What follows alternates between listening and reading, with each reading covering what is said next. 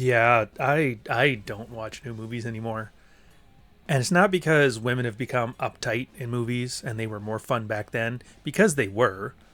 And it's not because getting laid, having beers, and hitting the slopes wasn't a big deal, because back then it was.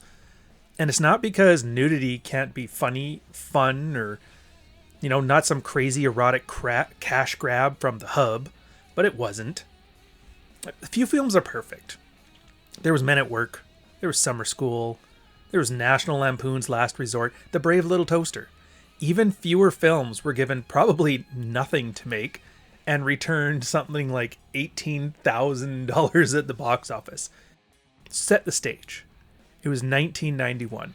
George Bush, no, the other one, declared peace in the Middle East. The Gulf War was over, we won, and after this epic victory, the region saw a long-lasting peace and prosperity that lasts to this day. Ski Patrol and Men at Work came out the year prior.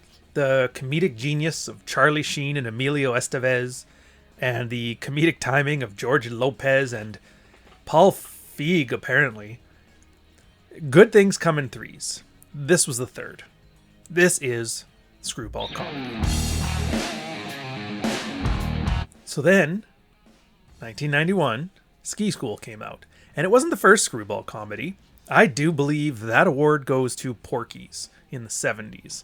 It's the follow-up genre to the great sexploitation films of the 70s, like Spaced Out, which is on this channel. I got a soft spot for them. I mean, first off, this movie, they went to Whistler. So what's Ski School? I mean, when you look at it, they had a shoestring budget. They had no returns at the box office. You'll notice how Adam Sandler, by the way, always makes movies where he just hires his friends and goes on vacation. Well, these guys were doing that before it was cool. It was a labor of love. It was a labor of lust, because it surely wasn't a labor of box office returns. In fact, it was so good, they inspired Corey Haim and Corey Feldman to make 5 versions of this movie with like the National Lampoon banner. Yeah, they were so inspirational to the genre that they pivoted from Chevy Chase box office films to sex romp screwball comedies. So what is a screwball comedy? I mean, it's a movie that's light, slapstick, sexually charged, fun.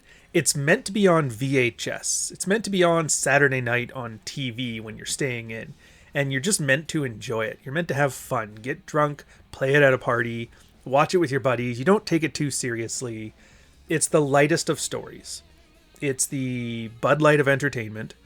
And the best part of it is you can watch 12 of these things and not get a hangover. So I want to point out here that it's a movie of its time in a way you didn't expect. In the 70s, this is a nudity thing. In the 70s, women had tan lines when they were bearing it all for comedy. People were prudish and they tanned when they were wearing bikinis outside. In the late 80s and the 90s, all of a sudden, we had tanning booths and women went with no tan line. Then, women started faking tan lines again after the 90s because they didn't want to seem whorish like those 80s and 90s girls. The idea is that they wore clothes when they were out in the sun. It's an odd point, but hey, trends are trends. All right, pause. I hate, and I mean I hate, YouTube movie reviews. I hate theater kids. I hate commie kids. I hate the I hate my dad kids. I hate the guys who love the box set and the Blu-ray special release DVD, and they don't unwrap the movie because the original packaging and the resale value. Like, I don't get.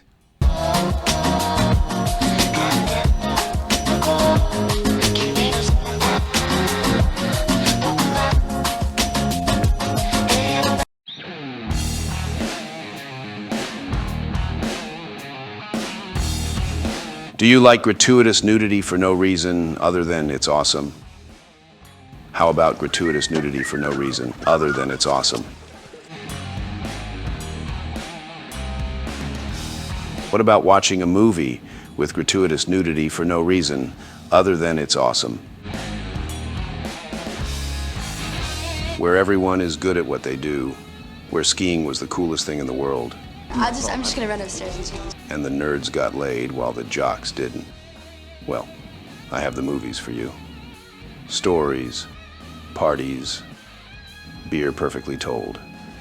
In a world of optimism, which is sorely lacking, a man who is a local legend, a small-town hero looking to make his mark on the greatest hill on earth, Whistler, pre-Canadian progressivism, stars in a film of the greatest winter of your life. What the hell is this mountain coming to? Half-naked girls walking around at 9:30 in the morning? Last year they were completely naked at 9. What the?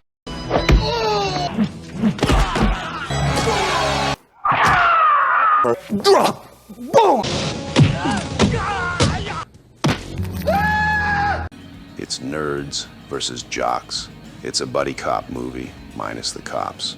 It's a movie about getting laid, having beers, and skiing the slopes. It's got a simple moral message. Have fun for 90 minutes.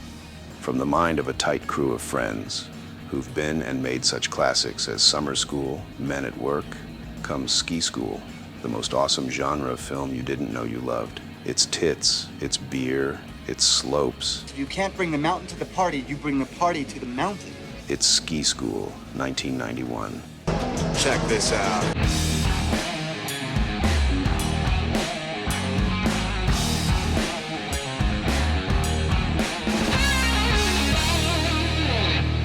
How are the feminists not angrier? I mean, it's got tons of nudity. I mean a lot of nudity. They have scenes where a guy's a peeping Tom, scenes where they trick two dudes into gaying out and then they fucking razz them for it for the rest of the film. Scenes where girls are mad because dudes are sleeping with multiple women on the slopes with no strings attached.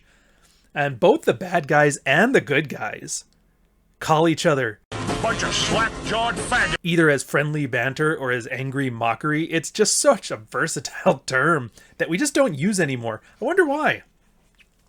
So nerds don't watch it because it's got sports in it. Needs more lasers and less drinking, sports, and partying. Oh, how far we have fallen.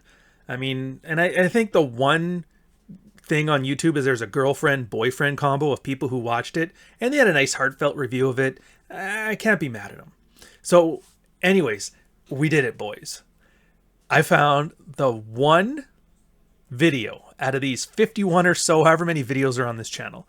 We finally found a video that has not been ruined by pinko fucking commies, by goddamn Star Wars nerds with their box sets, or film aficionados with potato quality movies. Take a second. Take it in. Roll the clip. Right? Wrong.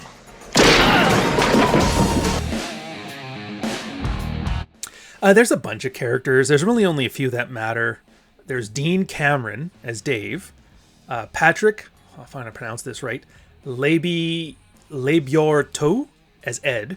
And Tommy Bresnahan as Johnny. They are the trio of like the screwball guys at Section 8. And then they have their ski school rookie. It's a Spencer. He plays Derek. Then you have Mark Miller as Reed. He's the heavy. He's the jock. And then for the chicks, you've got Darlene Vogel as Lori Blonde. She's one of the students. She's fun. Whatever. You got Charlie Spaulding as Paulette. She's the one with the freckles. She's dating the jock. She's dating Reed, but she's boring and she just wants to have fun. And she's not shy about showing the girls off. Then you have Ava Fabian as Victoria. She's the rich chick. Turns out she was like a 1986 Playmate, by the way, for Playboy. Back then, being a Playmate was like a big deal, as opposed to now where it means you're fat and in your 60s. Anyways, she's fun, she's nude, she's rich, and she loves the best skier on the mountain, but only for funsies. It's like Sport Fucking, the musical. This film, when it comes to the characters, it's like Ghostbusters in a way. Like, there's no character arcs at all. None of them have to learn to ski. None of them have to overcome obstacles. They already come as fully fleshed out characters. It's refreshing. Like, it's a series of characters put into situations and they do what they do best.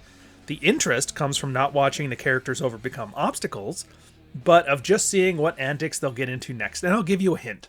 They always solve their problems with more partying, which is important for a reason I'll tell you near the end.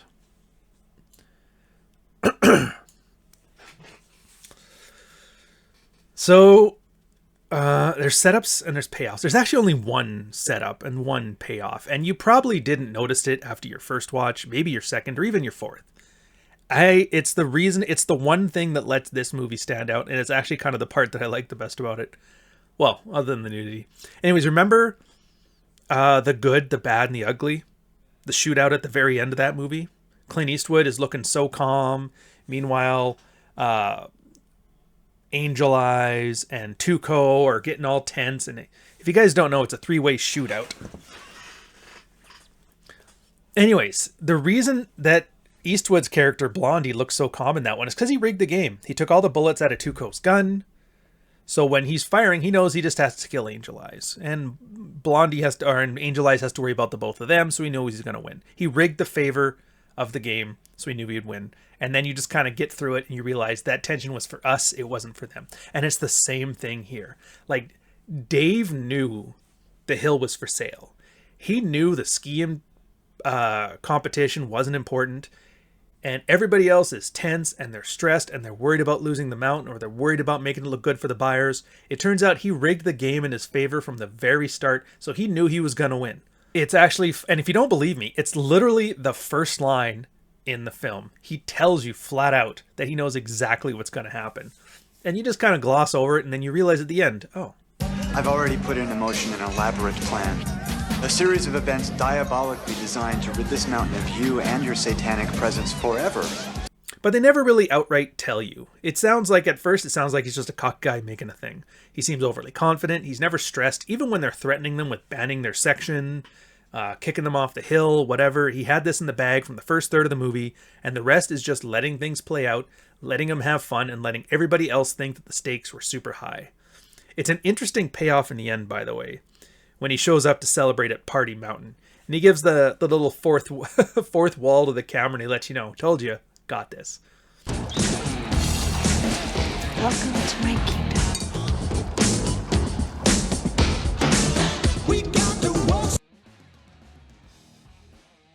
All right, so we got the plot. I'm not going to lie, you'd be surprised how much there is to this movie. Like, get ready to go, and don't worry, I can explain everything.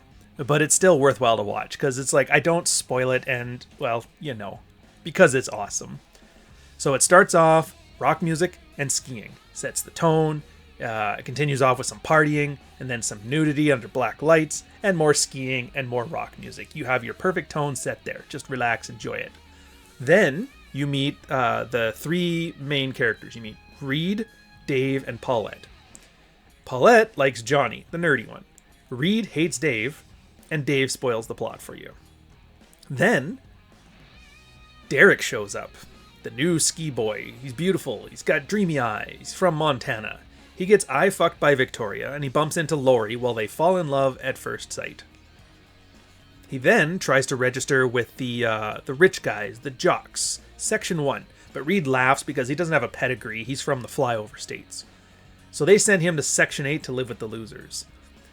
Then have some more rock and roll, more skiing. You'll notice they have like 3 or 4 skiing montages in here. I have a feeling it's kind of for padding, but it's fun. Anyways, Section 1's at their workout room. Johnny sneaks in to help Paulette with her weights, ends up burying his face into her chest from a workout accident, and gets the boot from the guys. Back at Section 8, they decide, well, we have to crash Section 1's welcome party.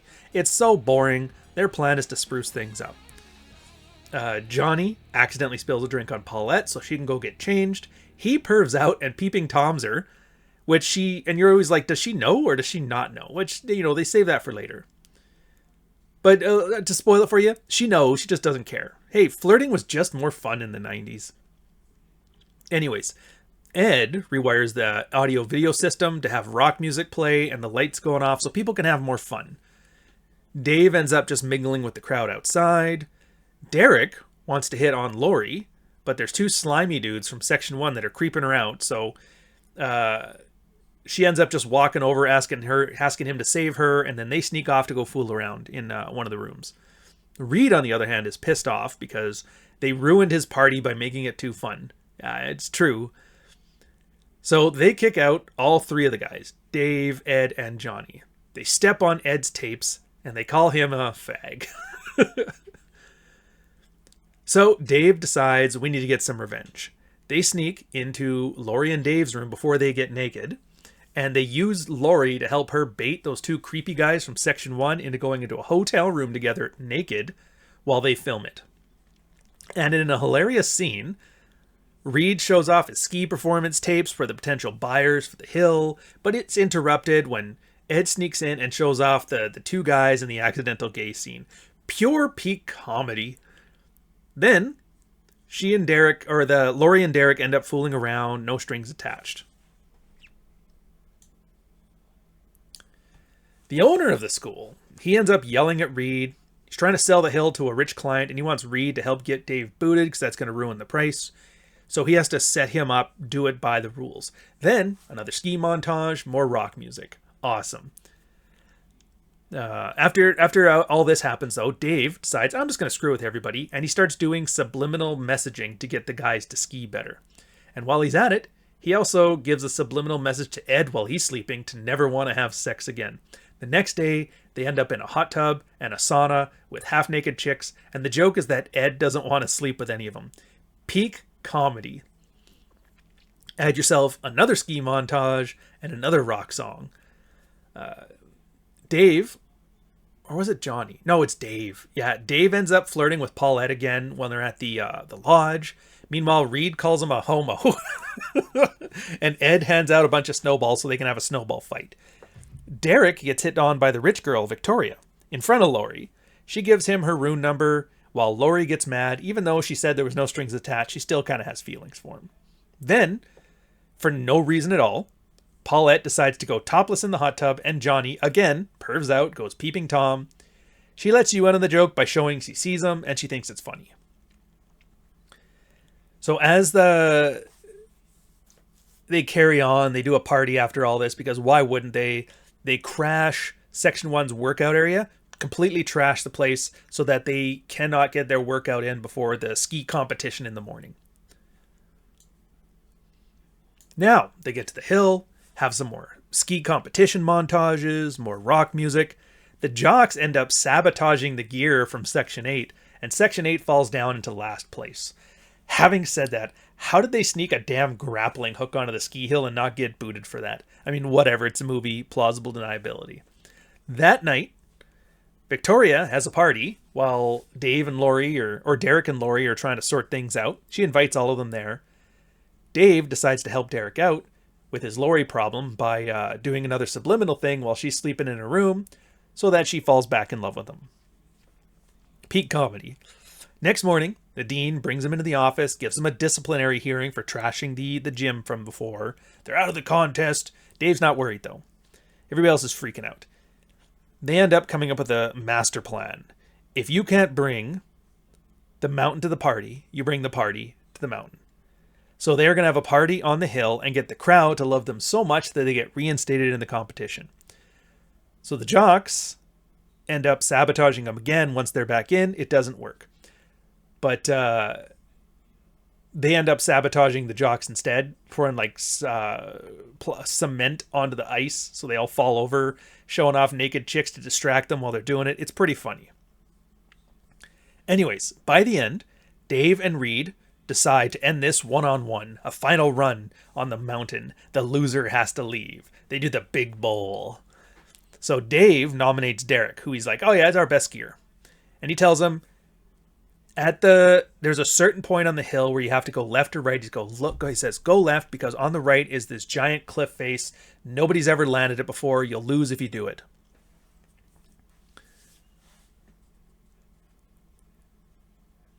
And of course, if you guys have ever watched Back to School, this is like the triple Lindy scene. You know, the one where he has to win the competition. Anyways, Derek's losing. He has to go right. He has to nail this jump in order to win the contest. And he ends up doing it. It's pretty impressive. They have like a big tension building scene. Yay.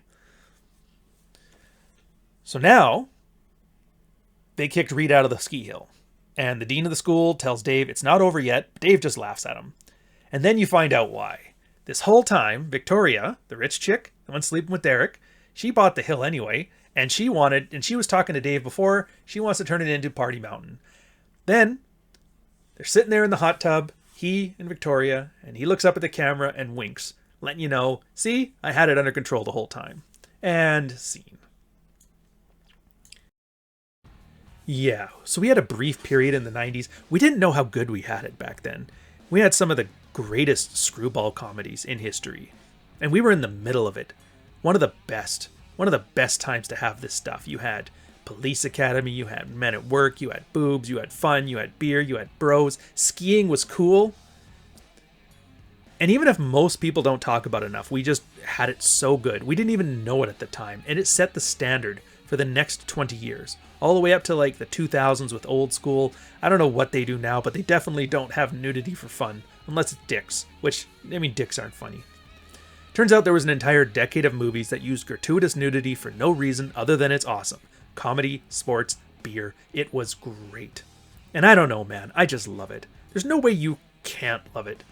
I'm not talking about the nostalgic thing where people do that now, where they laugh at dated animation or melodrama or whatever. No, I mean genuinely loving it. You're allowed to have fun with R ratings, you know. And it's a story that knows exactly what it's about. It's about a trickster who rigs the game and lets you along for the journey, and it doesn't need to apologize for any of it, including like the large amount of, well, you know. Anyways, it wasn't about flashy battles, convoluted plots, diversity, inclusion, or any of that nonsense. It was just a fun story with a trickster. The fates were set in stone. You just got to enjoy how it happens. It's the kind of movie that gives you everything you need. Gives you some stunning visuals, a rival you love to root against, characters you care about, even when they're making terrible decisions, and above all, it treats you like you're not a prude. So enjoy it, because I damn well did. Cheers, fellas.